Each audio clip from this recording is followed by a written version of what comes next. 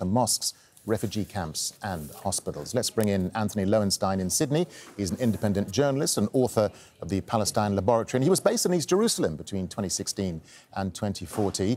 Anthony, let's talk about this military operation. We keep hearing this rhetoric from Israel's leaders that every Hamas member is a dead man. How do military planners then translate this very emotive rhetoric into very clear and achievable military objectives? I mean, they want to wipe out Hamas, but can they? Well, that's a good question. I mean, ultimately what has happened in the past, and I suspect will happen even more so this time, is actually not particularly pinpoint targeting, but carpet bombing, neighbourhoods being destroyed. I mean, I've been visiting Gaza for years as a journalist and seen that. Neighbourhoods just levelled. And let's not forget that many of the Hamas leadership are not in Gaza. They're spread out across the Arab world, which is what I fear will happen in the coming months, even beyond what's happening in Gaza. It's almost like a global assassination program, which listeners or viewers will remember was Israel used to do a lot years ago. It used to just target and assassinate Palestinian leaders across the globe. I think that's going to happen again. And that's, of course, separate from what's happening in Gaza itself. But ultimately, to try to destroy every Hamas military figure or infrastructure is arguably impossible in such a densely populated area. Yeah, that's true, Anthony, because you've been to Gaza, and as you say, Gaza is one of the most densely populated areas on earth. I mean, Hamas is holding dozens of Israeli captives, and urban warfare, as you know, is extremely costly in lives. So what do you see as the main difficulties for any ground incursion into Gaza, briefly?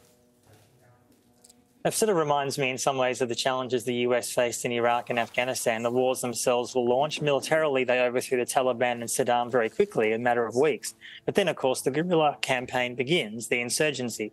And I think Israel is going to find it incredibly difficult to actually overthrow Hamas without targeting and killing huge numbers of civilians. And let's face it, the West is now giving them carte blanche to do so, which I think is deeply disturbing. No reservations about giving Israel 110% support, which is worrying.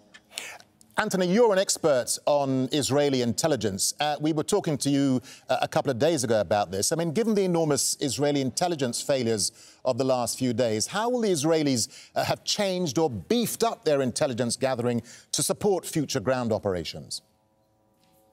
They're going to rely a lot on the NSA, the US's intelligence arm, hugely, I'm sure. They're also going to increasingly use huge amounts of human intelligence along with actual digital intelligence. I mean, in terms of the ground invasion, you know, it's interesting. A lot of the Israeli ministers, government ministers, have talked about in some way sacrificing the hostages. So we presume that there'd be an attempt to rescue them, or at least try to. And of course, there are many foreigners also as part of those hostages, Americans, Germans and others. Is that actually even possible? And without actual negotiation, talking to Hamas about that, which I understand is happening indirectly, but ultimately without doing so, the use of massive high-tech weaponry. I mean, people often say that Israel is a very sophisticated military nation. That's true to an extent. But the last decades have shown that when they fight militarily in somewhere like Lebanon or Gaza, it's very indiscriminate. I mean, huge amounts of civilians are killed, which is what happened in Iraq and Afghanistan with the US. So often the language, the rhetoric and the reality is very different. Let me ask you, Anthony, what do you make of these reports that Egypt had warned Israel about the Hamas operation? I mean, it's been denied by Israel, but who are we to believe? Yeah, I mean, I'm guessing in time we'll find out more about that. Look, it wouldn't surprise me. I mean, Egypt has a long-standing hatred of Hamas. They obviously have a connection to the Muslim Brotherhood, that's Hamas, and they've imprisoned huge amounts of Muslim Brotherhood members within Egyptian jails. So their view, they would love to eliminate Hamas, assuming that's even possible. Look, I think this really goes to the heart of the fact that the Israeli government under Netanyahu has been obsessed and overly focused on other areas that maybe they did miss the intelligence. I mean, the question is, if they missed it, the US has also claimed they missed it somehow. And I think ultimately, I suspect in the long run, once this current phase of brutal Israeli bombardment ends, or at least subsides, a lot of heads will roll. A lot of heads will roll in Israel, and rightly so. A final quick thought to you, Anthony. I mean, this is already a very emotive war. The fear is that revenge may be pushing Israeli military planners not to follow the rules of war in avoiding civilian casualties and infrastructure.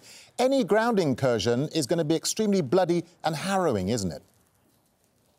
Well, it's going to be, and there are no limits here. What I mean by that is Israel has been given no limits. They've been given complete global impunity, which is historically how Israel has been able to occupied Palestinians for so long because there's no political price to be paid for doing so. So I think in Gaza you're going to see in the coming weeks and months utter devastation, with all Western countries led by the US giving them 110% support, which clearly in the long term achieves nothing. There is no military solution to the Israel-Palestine conflict. There never has been. Antony Loewenstein, always good to get your thoughts and your analysis, Anthony. Thank you very much indeed for talking to us. Thank you very much.